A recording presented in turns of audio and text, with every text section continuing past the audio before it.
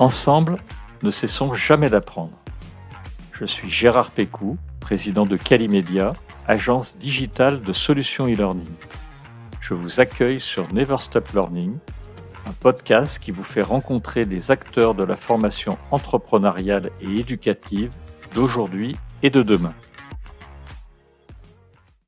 Alors, bonjour, merci d'écouter ce nouvel épisode de notre podcast Never Stop Learning. Merci à tous nos auditeurs. Aujourd'hui, nous accueillons Tariq Cherkaoui, qui est l'auteur du livre Réussir avec le Digital Learning, et avec une baseline qui est très explicite et qui est la suivante, c'est les secrets pour concevoir, vendre, piloter des projets de e-learning. Bonjour Tariq. Bonjour Gérard. Alors, Tariq, tu es consultant en management, tu interviens à la fois dans le domaine de la formation et de la transformation des entreprises de tailles très différentes. Est-ce que tu peux nous en dire un peu plus sur toi ? Avec grand plaisir Gérard, et permets-moi avant de me présenter, de te remercier pour cette invitation et pour cette présentation très élogieuse et cette série de podcasts. Écoute, effectivement, Merci. je marche avec... Oui, avec plaisir. Je marche avec deux pieds, un pied dans le monde de la formation et avec un autre pied dans le monde de la transformation des organisations, comme tu disais. La formation, c'est un peu mon savoir-faire historique. J'ai commencé avec des formations comportementales, formations de type soft skills. Et puis ensuite, j'ai évolué vers des formations de type hard skills, notamment des certifications internationales. Et puis, je disais que j'interviens aussi dans le monde de la transformation des organisations parce que j'accompagne des entreprises dans ce qu'on appelle des projets d'accompagnement au changement, ce qui consiste à faire des études d'impact, à réfléchir sur la façon dont elles veulent communiquer pour engager les équipes, à former aussi de façon multimodale. Et puis, je fais ça depuis un peu plus de 14 ans maintenant, dans différents secteurs d'activité, que ce soit des secteurs automobiles, secteur industriel, secteur aéronautique, secteur du luxe, et j'en passe et des meilleurs. Voilà. Très très beau secteur. Alors, j'ai vu en fait dans ton livre que le marché, je t'avoue que je n'avais pas conscience de ces chiffres au niveau mondial. 167 milliards, c'est le marché de la formation digitale en 2016. J'ai hâte de voir les chiffres 2020 parce que je pense qu'ils ont terriblement augmenté. C'est en tous les cas, nous, ce qu'on a vu à notre échelle chez Calimedia. 200 milliards, c'est le marché de la formation digitale d'ici à 2023 et 900%, c'est la croissance de la formation digitale entre 2000 et 2016. Donc, j'ai trouvé que ton livre, alors on y reviendra, mais je l'ai trouvé pour le coup très pratico-pratique, on y reviendra et il est impressionnant de praticabilité. Mmh. Et je voulais savoir comment ça t'est venu cette idée d'écrire cet ouvrage. C'est juste à cause des chiffres? C'est parce que c'est ton expérience qui t'a amené à écrire ce livre? C'était quoi la démarche? En fait, je dirais que c'est une réponse à 3 niveaux. D'abord, par rapport à la question de l'impact d'un dispositif, ou plutôt par rapport à la question du gaspillage que j'ai pu constater en entreprise. J'ai rapidement en fait j'ai été frappé, pour ne pas dire médusé, par la différence de moyens, ou plutôt par la différence de méthodes qu'il pouvait y avoir entre l'investissement, par exemple, qu'on pouvait avoir pour la création d'un système d'information et l'accompagnement des équipes à son appropriation, ce que les Anglais appellent l'adoption. En gros, on remue ciel et terre pour construire un système d'information qui a coûté les yeux de la tête, et j'ai constaté qu'on ne transformait pas forcément toujours l'essai. On oubliait la dernière étape qui consistait à former les équipes, mais à former les équipes avec le même niveau d'exigence que pour la création de ce système d'information. Et donc, forcément, j'ai été heurté à des résistances, je dirais, alors, je fais une distinction entre les résistances normales, entre guillemets, dans un projet de transformation, parce que c'est normal, le changement fait peur et le changement peut générer des résistances, mais aussi des résistances qui me semblaient inutiles, parce qu'un collaborateur va pas forcément utiliser quelque chose qu'il ne connaît pas ou qu'il ne connaît pas bien, alors qu'on pourrait éviter ce genre de choses si on prenait le temps de réfléchir à la question de l'impact d'un dispositif au travers d'un accompagnement au changement. C'est aussi par rapport à la question du temps, parce que j'ai pour coutume de dire que le bois d'ébène des chefs de projet, c'est leur rapport au temps, un peu une épée qu'ils ont dans le dos. Et j'ai donc voulu proposer des repères en tant qu'expert judgment pour proposer des étapes clés des timings qui permettent de faire face à une certaine pression qu'on peut avoir quand on est chef de projet dans ce domaine, de produire en fait des modules qui soient à la fois efficients et qui soient faits avec un niveau de rapidité et de vélocité qui soit acceptable. Et puis il y a aussi la dernière question, un peu plus complexe, je dirais presque philosophique, qui est la question de la satisfaction client. Et lorsqu'on est confronté en fait à une demande, cette demande, elle peut être soit complexe, soit faire émerger des paradoxes. Par exemple, on veut un parcours de formation, mais on n'a pas forcément le temps de le déployer. On veut un parcours de formation, par exemple mettre à jour des contenus, mais on n'a pas forcément le temps de vérifier ce qui se raconte dans ces contenus. On veut un parcours de formation réalisé en une dizaine de jours, un programme, et puis finalement on se rend compte que au lieu de passer 10 jours, on passe 30 jours. Et ça, je pense que c'est lié à un déficit d'expression de besoin qui a été résolu et expérimenté dans des univers comme l'univers industriel et l'univers de l'IT, notamment avec ce qu'on appelle l'ingénierie des exigences ou la business analyse. Et voilà, j'ai voulu essayer de décoder en fait une demande, la décrypter pour essayer de la rendre la plus explicite possible. Voilà, une démarche qui consiste à l'élucider, à la spécifier, à la valider. Donc voilà, j'ai voulu répondre à ces niveaux à ces différents besoins à différents niveaux, et j'ai été agréablement surpris par le succès que j'ai pu observer, notamment sur la popularité qu'a pu avoir ce livre. Alors ça m'étonne pas parce que au départ, quand j'ai lu ton livre, ou plutôt quand je l'ai feuilleté, parce que je l'ai feuilleté dans un premier temps, je l'ai lu après, j'ai cru que c'était un livre en fait qui était plus dirigé finalement pour les fournisseurs. Et puis pas du tout, c'est un livre qui est super complet, aussi bien du côté responsable de formation, responsable RH, côté client, côté fournisseur. Il a même des exercices pratiques et c'est superbe. Il y a une partie de ton livre qui m'a fait sourire. Parce que alors c'était chez Calimedia, on en parle assez souvent, parce que je crois il y a un mot nouveau tous les 6 mois. C'est les anglicismes en fait. C'est ce que je crois que tu as appelé la jungle du e-learning. Je vais en citer quelques-uns mais il y en a plein d'autres. On parle de digital learning, de mobile learning, de serious game, d'adaptative learning. Alors chez Calimedia, et pour plaisanter, on a même inventé, et puis finalement, je te jure qu'il est resté. Nous, on a même parlé de learning game pour les mises en situation ludiques. On a des MOOC, donc les Massive Open Online Courses, les SPOC, le social learning, la gamification, le rapid learning, le neuro-learning. C'est difficile, j'imagine, quand on débarque dans ce métier, qu'on veut faire un module de digital learning, de s'y retrouver. Et tu apportes en fait pour chaque mot des explications simples et claires. Pourquoi il y a tant de mots, de choses? C'est juste du marketing ou ça correspond vraiment? Alors il y a des mots, bien sûr, qui sont super explicites, mais il y en a aussi qui veulent dire à peu près la même chose. Et je te dis, moi je trouve qu'il y en a un tous les 6 mois qui apparaît. Qu'est-ce que tu en penses? Effectivement, il y a une espèce de guerre des mots. Avant la guerre des idées, il y a la guerre des mots, comme dit l'expression. Je dirais que c'est presque normal qu'on soit un peu dans cette espèce de jungle. D'abord parce que je pense que je l'ai assez répété dans ce livre, ce sont les États-Unis en fait qui ont importé le e-learning en Europe. Ça remonte à 1998 via la Commission européenne qui avait monté un dossier qui s'appelle l'initiative e-learning. Et depuis ce moment, on a assisté en effet à un foisonnement d'expressions, d'usages, d'outils et de dispositifs de formation. Et j'ai presque envie de dire que c'est normal qu'ils aient quelques années d'avance sur nous et surtout qu'ils aient tendance un peu à nous imposer leur rythme, leurs mots-clés, leurs usages, etc. Je dirais que c'est aussi peut-être le propre de notre marché parce que contrairement à d'autres secteurs plus monopolistiques, on n'a pas encore d'acteurs incontournables qui se démarquent comme Facebook ou LinkedIn sur les réseaux sociaux, Google, voilà, pour les moteurs de recherche ou autres, qui s'imposent avec une technologie de rupture pour un peu s'imposer sur ce marché. Donc, qu'est-ce qui se passe? Eh bien, il se passe que chaque acteur essaie de se démarquer un peu avec sa propre technologie, avec ses propres usages et avec ses propres concepts.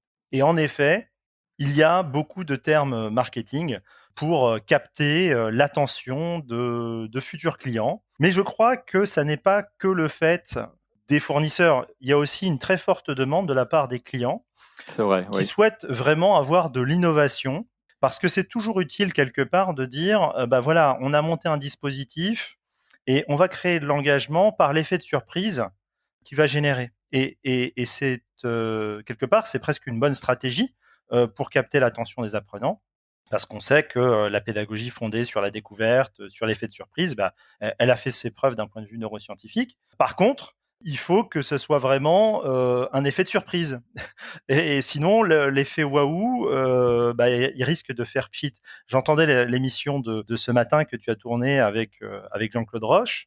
Il parlait de paillettes du digital. Oui, Effectivement, c'est vrai. l'effet waouh, il peut rapidement faire pchit. Et ça se ferait au détriment de toute façon du fournisseur, parce qu'en définitive, une publicité un peu postiche, bah, c'est comme tout. Je pense que c'est un mauvais calcul. Il y a un retour de manivelle qui se fait Oui. assez rapidement et qui peut ternir l'image de marque du fournisseur. Personnellement, je crois beaucoup plus à l'artisanat du digital learning. Je pense pour ça à un documentaire qui avait été tourné par David Gelb, absolument passionnant sur le goût du travail bien fait, qui a été fait par un chef étoilé japonais qui s'appelle Jiro. Et le documentaire s'appelle Jiro Dreams of Sushi. Dans ce documentaire, je trouve qu'il y a un passage qui est tourné par le fils de Jiro, où il explique justement ce qu'est l'effet waouh d'un point de vue culinaire. J'ai presque envie de dire à nous de créer aussi notre propre effet waouh d'un point de vue de la psychologie de l'apprentissage, d'un point de vue digital learning. À nous de créer ça. Et je pense que ça peut arriver par l'amour du travail bien fait, comme ça a été décrit dans ce documentaire. Et on y reviendra puisque j'ai des questions à te reposer sur la qualité, qui est un sujet transverse dans ton livre. On y reviendra aussi parce que j'ai des questions à te poser sur les stratégies scénaristiques, Mhm. qui est un autre point que tu mets en avant. Mais avant ça, je voudrais parler des idées reçues et des paradoxes qui sont intéressants parce que le e-learning, il y a plein d'idées reçues et tu en démontes quelques-unes. Tu peux nous en parler brièvement? Oui, alors en fait, c'est ce que je disais tout à l'heure quand je parlais de demande paradoxale. Alors il y a une des premières idées reçues qui est liée au syndrome du prince charmant. C'est vrai que quand on est pris on a tendance un petit peu à fantasmer ce prince charmant avant de l'avoir rencontré, et puis quand on est pris dans le lot du quotidien, à un moment donné, il devient de moins en moins charmant. Et, et effectivement, dans le domaine du digital learning, il y a cet effet paillette que décrivait Jean-Claude Roche. Oui. Et à partir du moment où l'apprenant bah, se retrouve, enfin le commanditaire plutôt se retrouve face au dispositif en lui-même, comme il l'a idéalisé, il peut en être déçu dans un second temps, et qui est lié en réalité à un concept bien connu qui est le carré de la qualité, qui explique qu'il est normal qu'il y ait des écarts, mais parce qu'on n'est pas encore très habitué en France à justement cette ingénierie des exigences. Il faut savoir que les projets, dans 83% des cas, quels que soient les types de projets, échouent. Et ils échouent surtout parce qu'il y a des exigences qui sont incomplètes, parce qu'il y a un manque d'implication ou de responsabilisation des utilisateurs, voire dans certains cas de commanditaires. Et donc effectivement, contrairement par exemple à ce qui peut se passer aux États-Unis ou en Suisse ou au Canada, la gestion de projet, enfin la certification en gestion de projet pour pouvoir par exemple Oui, répondre à ouais, certains c'est vrai. appels d'offres, elle est obligatoire. Elle est Oui. obligatoire. Donc c'est vrai que cette relation client-fournisseur, elle peut être déceptive parce qu'on n'est pas habitué à gérer des projets et parce qu'on a tendance un petit peu à fantasmer les choses. Je parle d'autres idées reçues comme le syndrome du vacancier tourmenté. Voilà, d'autres idées reçues qui, comment dirais-je, pourraient limiter la qualité de la relation entre un client et un fournisseur. Alors, il y a une idée reçue, si je puis me permettre, je crois que tu n'évoques pas dans ton livre, qui est le fait que moi je l'entends sans arrêt, mais sans arrêt, je l'ai beaucoup entendu en tous les cas, c'est le leitmotiv, le e-learning va faire disparaître le formateur. Et dans ton livre, en fait, tu parles aussi bien de formation présentielle, tu indiques même comment. on peut faire de très belles formations présentielles, comment on peut faire des ruptures de ton, maintenir l'attention, avoir des petits effets waouh, t'en parles pour soutenir effectivement l'attention. J'ai l'impression que ton livre, il fait aussi la part belle finalement au blended learning. Tu es d'accord avec ça? Tout à fait, tout à fait. Je crois que c'est une idée reçue que de croire que le formateur va disparaître. Je crois qu'au contraire, il est au centre des dispositifs. Tu disais en préambule, j'ai eu la chance d'intervenir dans de grandes écoles de commerce. J'ai eu la Oui. chance d'intervenir pour l'ESSEC dans le cadre de programmes certifiants, notamment via du digital learning. Et j'ai été très surpris du taux d'abandon des participants, alors que pourtant, c'est une certification ESSEC, c'est quelque chose qui est à valoriser sur un CV. C'est clair. Voilà, ça peut vraiment faire la différence face à un autre candidat. Et effectivement, j'ai été surpris du taux d'abandon. Et pour réagir à ça, l'entreprise avec laquelle je travaillais, Cross Knowledge, a mis en place un dispositif d'accompagnement tutoral des apprenants. Et j'ai vraiment pu me rendre compte de la puissance et de l'importance de l'accompagnement tutoral lorsque on proposait des dispositifs de formation de type digital learning. Effectivement, c'est voilà, oui. Je suis d'accord avec toi, je te rejoins parce que c'est quelque chose qu'on a évoqué dans un autre podcast où, en gros, il y a une étude qui est faite par l'ISTF qui montre que sans tuteur, en fait, le taux de complétion, c'est une vingtaine de pourcents à la louche. Et avec un tuteur, on passe la barrière des 90%. Mhm. Et ça m'amène on parlait tout à l'heure, je te disais que j'avais une question à te poser, c'était tout ce qui tournait autour de la conception et de la stratégie scénaristique pour capter l'attention. Donc, et qui contribue bien sûr à cette complétion qui est très importante, puisque quand un client vient nous voir, bah, bien sûr, il veut tous que, et c'est normal, que les apprenants puissent vraiment avoir le meilleur taux de complétion, démarrer un module de formation, le finir et aller jusqu'au quiz et avoir des bons résultats. Pour toi, la scénarisation, la stratégie pour capter l'attention, c'est un moment fort du livre. Tu peux nous en dire un peu plus là-dessus, des petites recettes, entre guillemets, que tu mets dans ton livre et que je pense que nos éditeurs devraient les lire parce que on le fait beaucoup, nous, chez Calimedia, on fait très attention avec des ingénieurs pédagogiques à ça, pour que on ait encore une fois le meilleur de taux de complétion possible. Effectivement, alors tu l'as dit, hein, le métier de chef de projet dans le domaine du digital learning, c'est un métier qui est à la croisée des chemins. Et effectivement, il nécessite de maîtriser certaines techniques scénaristiques. Alors, je peux donner quelques exemples, mais alors tu risques de me coller si je ne suis pas exhaustif, donc je Ah non, non, non, préférerais. non, mais on pourra pas l'être de toute façon dans le podcast. Donc, Là, il faudra lire le livre. ouais, voilà, je préfère les renvoyer au livre, Ouais, effectivement. ouais, ouais. Il Ils y a vont. trop de choses, en fait. Enfin, il y a pas trop de choses, il y a beaucoup de choses, pardon, dans ce livre et Effectivement, il mais faut le bon, découvrir. pour en donner effectivement quelques-uns, effectivement, il faut faire une distinction entre les stratégies scénaristiques et les stratégies médiatiques à mettre en œuvre. Et les deux, en fait, permettent de capter l'attention.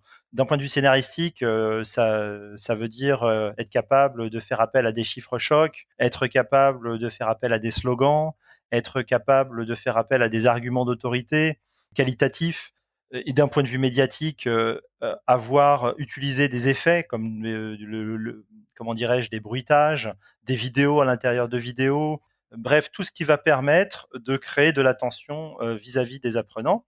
Mais lorsque je disais que le métier de chef de projet dans le digital learning, c'est un métier à la croisée des chemins, ce que je voulais dire, c'est que le piège, ce serait de vouloir maîtriser en définitive toutes les composantes de ce métier. Et c'est d'ailleurs la préconisation de tous les référentiels au monde en matière de gestion de projet, parce que le digital learning, c'est effectivement, comme tu l'as dit, des techniques scénaristiques et narratives, des techniques graphiques pour la médiatisation, des techniques d'amélioration continue pour la qualité, des techniques technopédagogiques pour la partie motivationnelle, des techniques psychologiques pour la partie apprentissage. Et j'ai presque envie de dire, au centre de toutes ces techniques, il y en a une qui devrait, je pense, être juché au centre, c'est la technique de gestion de projet. Et rester vraiment dans cette coordination de tous ces métiers, plutôt que de vouloir être expert dans tous ces domaines d'intervention, se positionner en coordinateur et faire intervenir les experts chacun sur leur partie. Ou alors, on fera des choses, mais on fera des choses de façon bancale, et puis le temps de monter en apprentissage sur tous ces domaines de connaissances, il peut se passer du temps. Tu as parfaitement raison, c'est-à-dire que tu parlais d'artisanat et alors, d'où l'expérience qu'on en a, c'est vraiment de l'artisanat parce que tout ce que tu viens de citer, en fait, pour moi, ça fait partie de différents corps de métier. C'est-à-dire qu'on ne peut pas avoir un homme orchestre et nous, on a des chefs de projet, on a des ingénieurs pédagogiques, on a des rédacteurs, des infographistes, des gens qui font du contrôle qualité, des développeurs, parce qu'il faut que tout ça, après, il peut y avoir des demandes spécifiques sur des plateformes de learning management system. Et en fait, on ne peut pas avoir un homme orchestre du type concepteur-rédacteur qui fait tout. Alors ça, c'est un peu la philosophie de Calimedia et de notre entreprise. On a vraiment tous ces corps de métier et ça n'a du sens que s'ils sont coordonnés avec des chefs de projet. Il y a un mot, en fait, qui m'a intéressé. Alors, j'avoue que je l'employais pas tous les jours et je vais t'avouer quelque chose, je le connaissais même pas, ce mot. Je vais être humble, vraiment. C'est le mot docimologie. Il m'a intéressé parce que on l'utilise, c'est comme la prose de Monsieur Jourdain, on en fait tous, mais on sait pas forcément ce que c'est. Et c'est une vraie science. Là aussi, tu peux nous en dire deux mots, parce que dans un parcours de e-learning, je pense que tu vas me confirmer que c'est quand même super important. Tout à fait. Ça revient à ce qu'on disait tout à l'heure, en fait. Effectivement, la question de l'efficacité des actions de formation, ou plutôt de l'évaluation de l'efficacité des actions de formation, c'est un vieux débat qui revient souvent et qui revient sur le devant de la scène avec une increvable obstination depuis plusieurs années, mais qui rejoint ce qu'on disait tout à l'heure lorsque je parlais de système d'information, et je disais que je trouvais dommage qu'on remue ciel et terre pour construire un système d'information quasiment en or massif, et qu'on ne soit pas capable de transformer l'essai avec un dispositif d'accompagnement paramétré et avéré pour mieux étayer la performance des collaborateurs. Et cette dernière étape, bien sûr, consiste à former avec le même niveau d'exigence les équipes à son utilisation.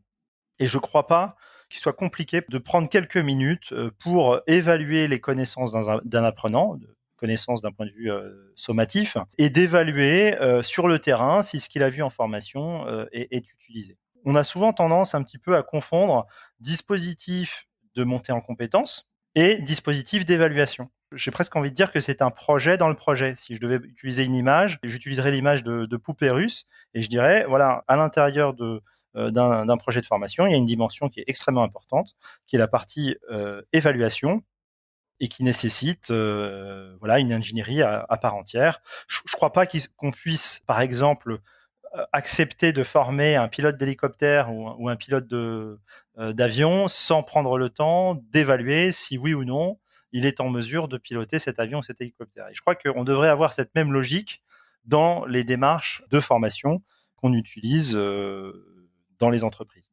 Tout à fait, je suis d'accord avec toi. Tu as beaucoup parlé de l'ingénierie de projet. Dans ton ouvrage, tu nous parles du modèle ADI, avec 2D. Oui.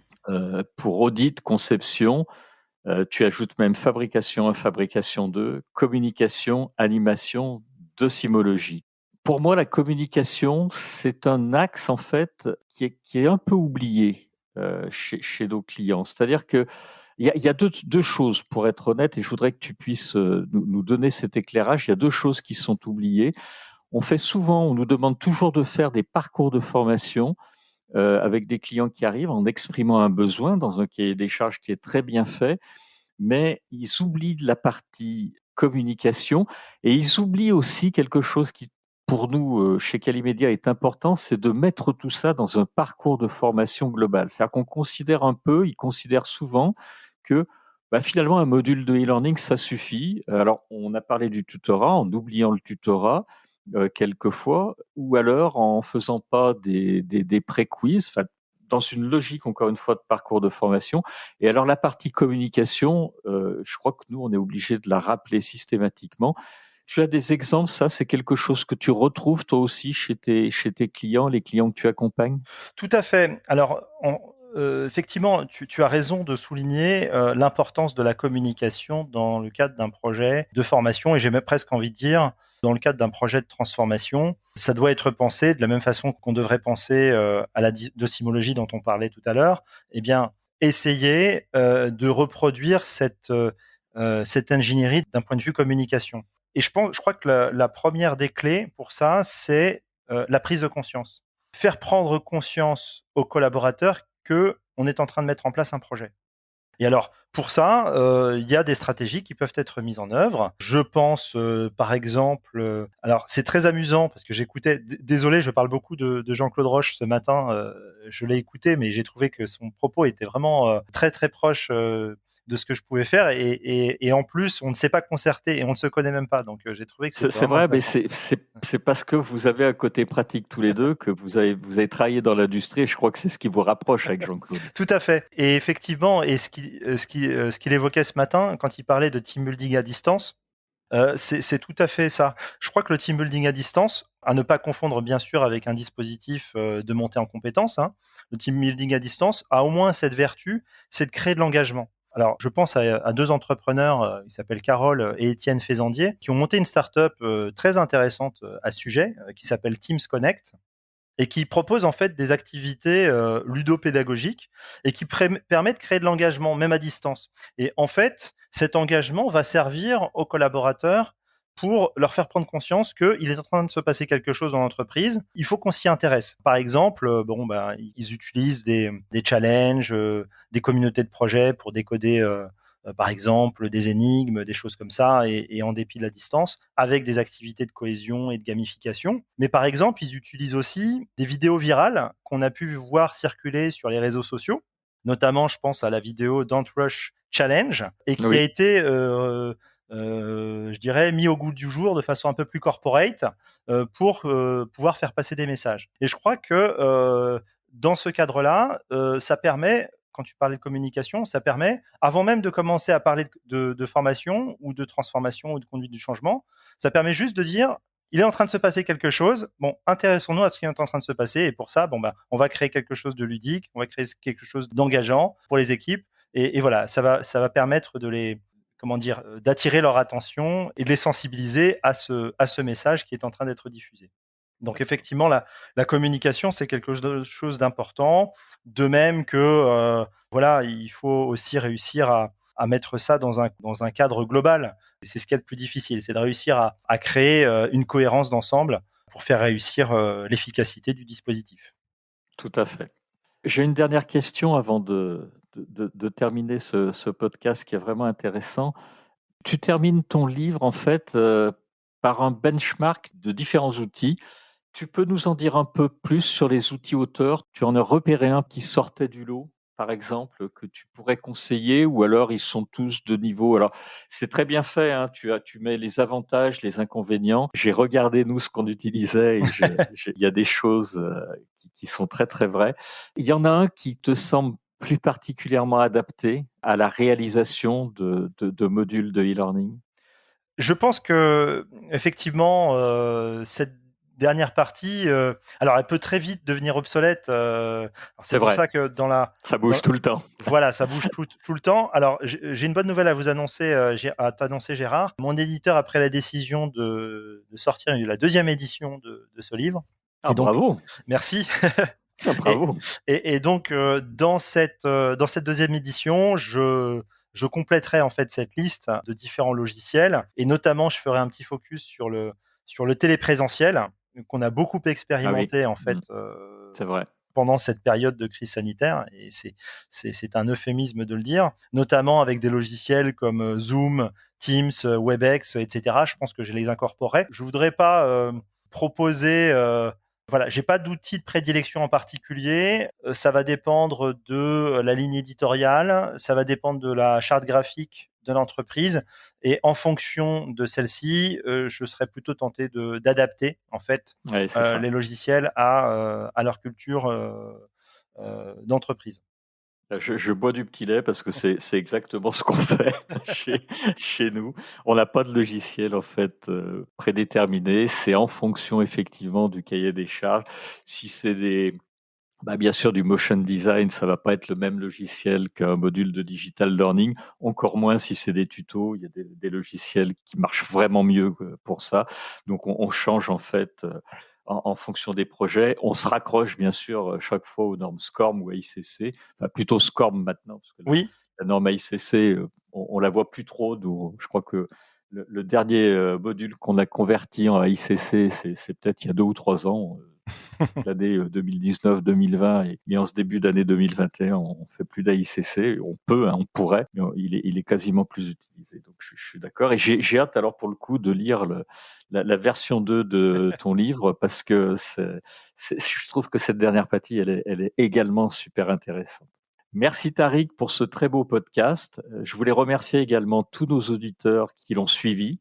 Je voulais souhaiter un très grand succès à ton livre, mais en fait, tu m'as dit que tu en étais à la 2e édition, donc bravo surtout. Et puis, je vais souhaiter bien sûr un très beau succès à la 2e édition de ton livre. Et encore une fois, je te promets que je le rachèterai parce qu'il va y avoir des mises à jour intéressantes et tu le disais, ça bouge tout le temps. Je voulais rappeler le nom de ton livre, donc c'est Réussir avec le digital learning. La baseline, c'est les secrets pour concevoir, vendre et piloter des projets e-learning. C'est aux éditions ESF, Sciences humaines, dans la collection Formation permanente. tout à fait. Écoute, merci beaucoup Gérard, encore une fois pour cette invitation et je serais ravi de pouvoir parler de cette 2e édition, peut-être plus tard dans un autre podcast. Eh ben écoute, l'invitation est lancée. Je crois qu'on a peut-être parlé de 10% de ton livre, donc on aura encore de la matière pour la prochaine fois. Avec grand plaisir. Merci Tariq. Merci À Gérard. très bientôt. À très Au bientôt. revoir.